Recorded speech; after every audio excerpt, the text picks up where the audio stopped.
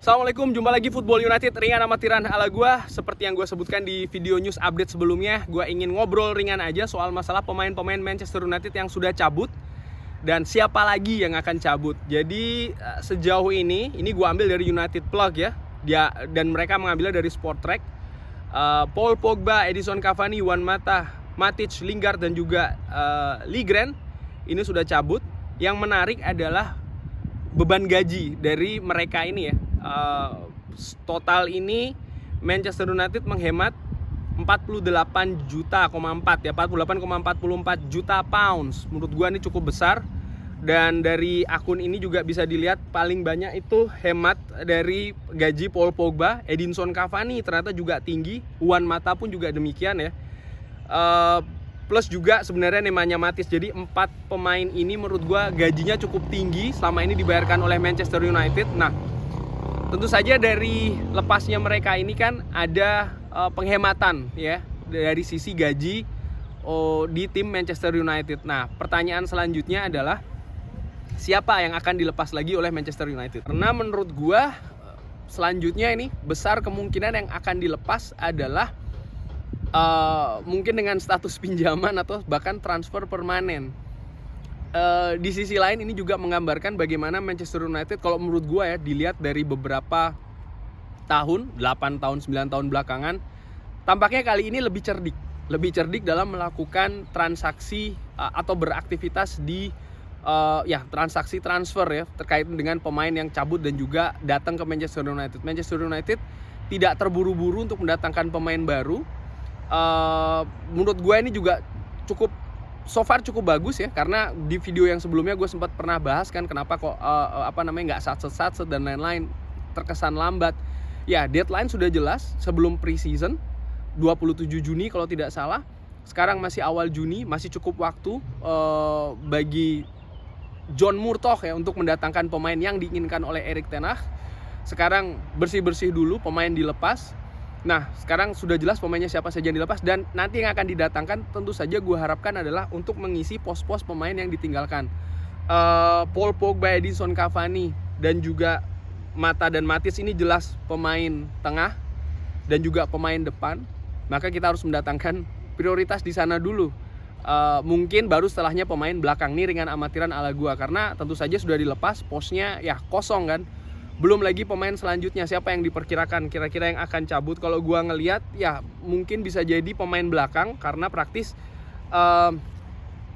yang sudah dilepas status free transfer kebanyakan pemain tengah dan juga pemain depan.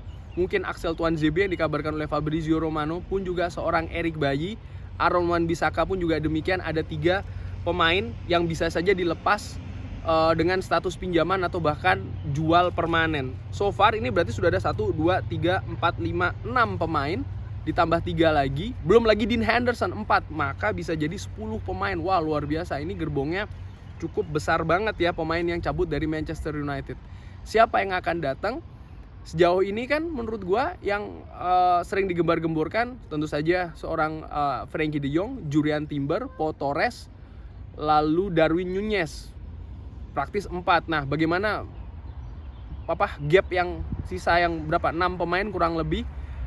Bukan tidak mungkin Erik ten Hag akan mempromosikan pemain-pemain dari akademi, bisa jadi nomor 1, atau pemain-pemain pinjaman. Jangan lupa masih ada James Garner, masih ada Donny van de Beek, masih ada Garnacho ya kan, atau Facundo Pellistri, yang bisa saja 4 pemain itu masuk ke tim utama menghiasi pilihan dari seorang Erik ten Hag, yang memang salah satu kekuatan atau keunggulan dari Erik ten Hag di Ajax adalah bekerja sama dengan pemain-pemain muda. Dan menurut gua bekerja dengan pemain muda itu ada sisi plusnya, tentu saja bisa dibentuk karakternya, tidak sesulit kalau seandainya dengan pemain top, dengan pemain jadi.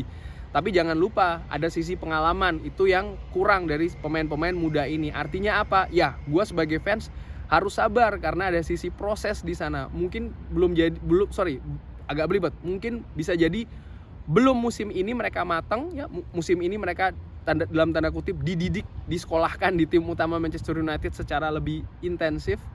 Baru mungkin musim depan. Jadi ya Kalau menurut gue sih di situ gue mau atur ekspektasi gue, nggak bisa musim depan, belum bisa dulu gue berharap Manchester United akan mendapatkan trofi ini dan itu. Enggak, yang penting skuad berkembang dulu, skuad solid dulu.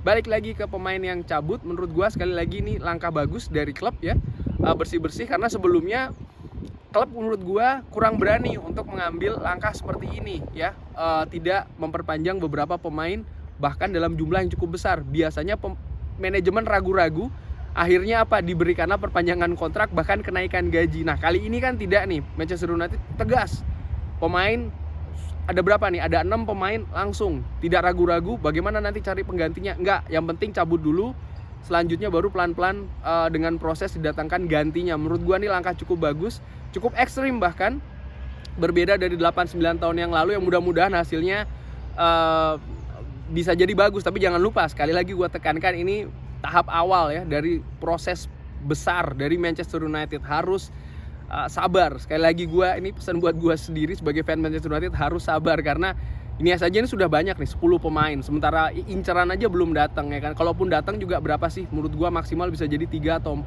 selebihnya mungkin diambil dari internal yang ya mungkin pengalaman tidak cukup banyak, jadi tetap harus sabar. Kurang lebih demikian.